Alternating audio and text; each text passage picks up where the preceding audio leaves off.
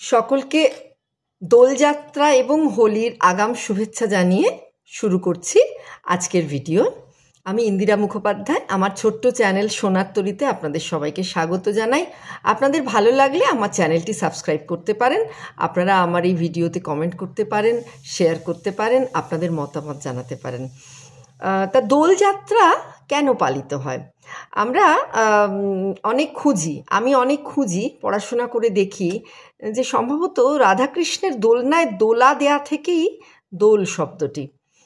বৈষ্ণব মতে আমরা দেখেছি বছরের 3টে বিশেষ পূর্ণিমাতে হয় রাধাকৃষ্ণের 3 ধরনের বৈচিত্র্যময় লীলা উৎসব বা যাত্রা আমরা বলি। শ্রাবণী পূর্ণিমায় ঝুলন যাত্রা, কার্তিক পূর্ণিমায় রাসযাত্রা, আর ফাল্গুনী পূর্ণিমায় এই দোলযাত্রা বিশেষ উৎসব। তা দোল বা এই হিন্দোলনের অর্থটা সুখ দুঃখের মাঝে আনন্দ খুঁজে নেওয়া। ঘড়ির পেন্ডুলামের মতো চলমানতায় ভরা আমাদের জীবনে একবার আসে দুঃখ, একবার আসে সুখ, কখনো বিরহ, কখনো মিলন। স্থির না থাকাই হচ্ছে চলাই হচ্ছে আমাদের জীবনের মূল মন্ত্র। উপনিষদে যার জন্য বলা শব্দটি রয়েছে চরৈবেতি। তাই প্রেমের আবাহনে পুরুষ এবং প্রকৃতির যৌথ উদ্যোগে গড়ে ওঠে এই দোল উৎসব। সম্পর্ক টিকিয়ে রাখার জন্য সৃষ্টিকর্তার যেন মনে হয় এরূপ দায়বদ্ধতা কালে কালে। পরাণের সঙ্গে পরাণের মিলনেই দোলযাত্রার মতো মিলন উৎসবের সার্থকতা। বাসন্তী পূর্ণিমার এই দিনেই নাকি অত্যাচারী কংসের দ্বারা কৃষ্ণ বধের জন্য প্রেরিত সর্বশেষ দানব দীর্ঘকেশ কেশীকে পাঠানো হয়েছিল। কেশী হচ্ছেন দাপুটে এক অসুর, যাকে কৃষ্ণ বধ করেছিলেন। মথুরা বৃন্দাবনের মধ্যে দিয়ে প্রবাহিত যমুনার কেশীঘাটের নাম নিশ্চয়ই আপনারা সকলে জানেন। সেই কেশীঘাটে কেশী নামক এই অসুরকে বধ করে, ইনফ্যাক্ট এই ঘাটের নাম বোধহয় কেশীঘাট তারপরেই হয়েছে, আর কৃষ্ণের নাম হয়েছিল কেশীকে বধ করার পর কেশব। ভাগবত পুরাণ অনুযায়ী দোর্দণ্ড প্রতাপ কেশী বধের আনন্দেই নাকি হোলি বা দোল উৎসবের সূচনা হয়। পঞ্চানন তর্করত্ন সম্পাদিত গর্গ সংহিতা মাধুর্য খণ্ডম কি বলছে জানেন? শ্রীরাধার মানভঞ্জনের কারণেই ফাল্গুনী পূর্ণিমা তিথিতে এই দোল বা হোলি উৎসব। হোলি বিহার করতে আসা কৃষ্ণের প্রতি অভিমানিনী রাধাকে আবির এবং ফুলের রসের প্রলেপ দিয়ে ফাগ উৎসবের ছলে কৃষ্ণ মানভঞ্জন করেছিলেন শ্রীরাধা। ব্রজাঙ্গনারা কর্পূর, অগরু, কস্তুরী, কুমকুম রস মিশ্রিত জলপূর্ণ পাত্র নিয়ে আকাশে বাতাসে রং ছুঁড়ে রাঙিয়ে দোল খেলেছিলেন সেদিন রাধাকৃষ্ণের সঙ্গে সম্মিলিতভাবে। তা আমাদের 12 মাসে 13 পার্বণে ঋতুচক্রের শেষ উৎসব বসন্তের এই দোল। ঐতিহাসিকদের মতে পূর্ব ভারতে আর্যরা এই উৎসব নাকি পালন করতেন। যুগে যুগে বদলেছে দোল পালনের রীতিনীতি, কিন্তু আসমুদ্র হিমাচল সেই নিয়ম মেনেই ঢালা আয়োজন রয়েছে কিন্তু আমাদের ধর্মে বা পুরাণের বিভিন্ন গল্পে। পুরাকালের বিবাহিত নারী তার পরিবারের মঙ্গল কামনায় পূর্ণিমার চাঁদ দেখে রঙের উৎসব পালন করতেন। নারদ পুরাণ, ভবিষ্য পুরাণে এই রং উৎসবের বিবরণ রয়েছে।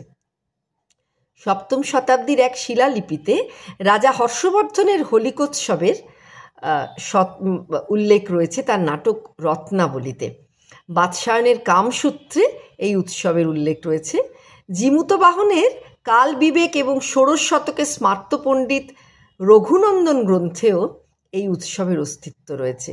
এমনকি আল বিরুনির বিবরণে মধ্যযুগে কোনো কোনো অঞ্চলে মুসলমানদেরও হোলিকা উৎসবের এই উৎসবের সঙ্গে সংযুক্ত হওয়ার কথা রয়েছে। মধ্যযুগের বিখ্যাত চিত্রশিল্পগুলোর অন্যতম প্রধান বিষয় রাধাকৃষ্ণের রং উৎসব, আর সেই সঙ্গে তাদের সাঙ্গপাঙ্গদের তুমুল আনন্দের এক মিলন উৎসব হচ্ছে এই দোল। বাঙালির অন্যতম মহাপুরুষ শ্রী চৈতন্য মহাপ্রভুর জন্মতিথি কিন্তু দোল পূর্ণিমা। নবদ্বীপে তিনি জন্মগ্রহণ করেছিলেন। বাঙালির ইতিহাস গ্রন্থের রচয়িতা ডক্টর নিহারঞ্জন রায় আমাদের দেশের হোলি বা দোলযাত্রাকে হোলুক ধর্মোৎসব বলেছেন। জীমূত বাহনের দায়ভাগ গ্রন্থে আছে দ্বাদশ শতকের আগেই এই উৎসবের এমন নামকরণ। তার মতে আদতে এটি আমাদের দেশীয় কৃষি সমাজের পুজো। সুশস্য উৎপাদন কামনায় আমরা জানি আমাদের প্রত্যেক মাসেই সারা ভারতবর্ষ জুড়ে কিছু না কিছু উৎসব থাকেই।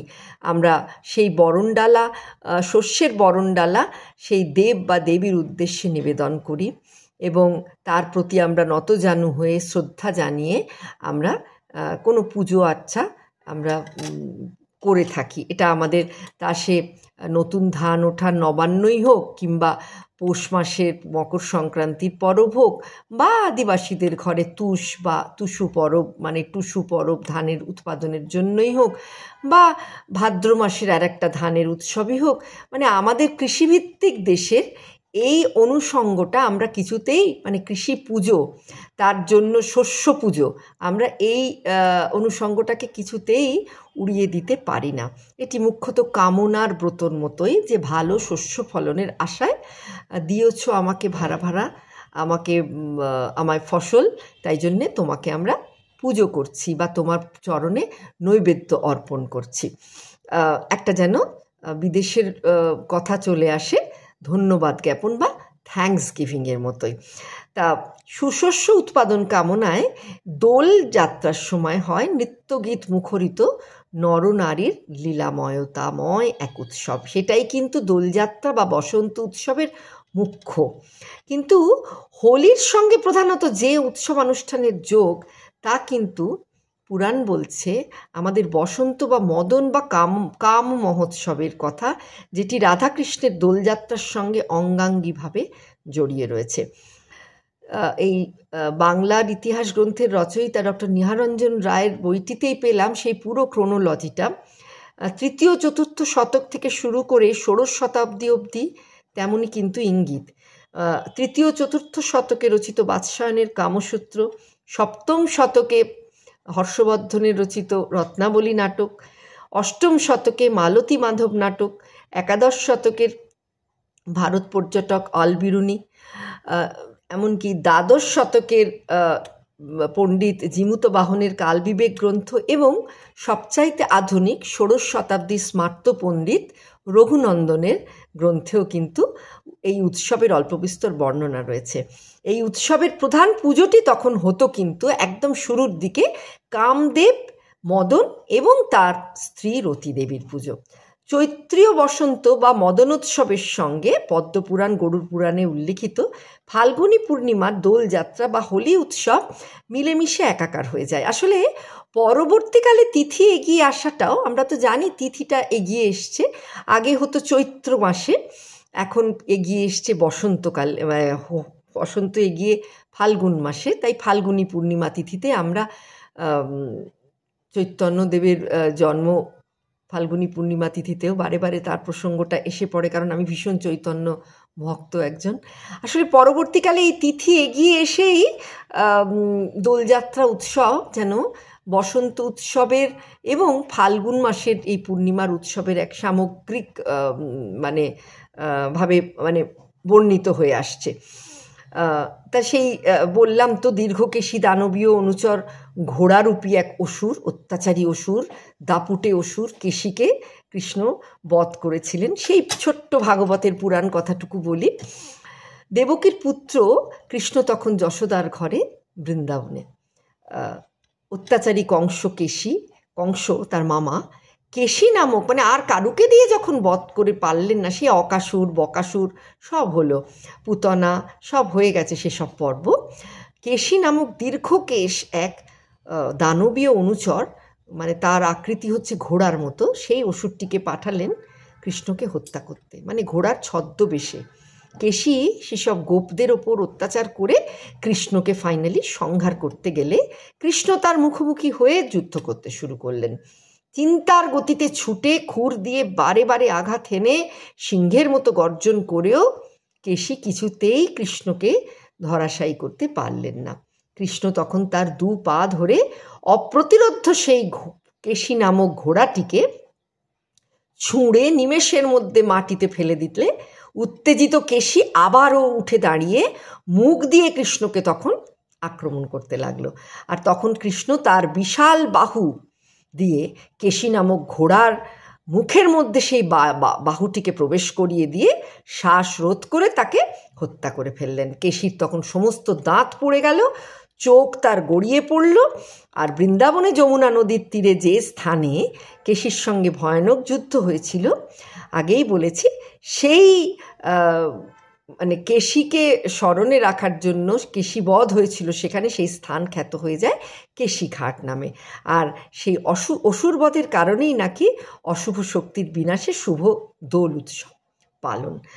পুরাণের আর এক গল্পে রাক্ষসী পুতনার বুকের দুধ পান করে শিশু কৃষ্ণের গায়ের রং বিষাক্ত হয়ে কালো হয়ে গেছিল। তখন মা যশোদার মন মানত না কিছুতেই।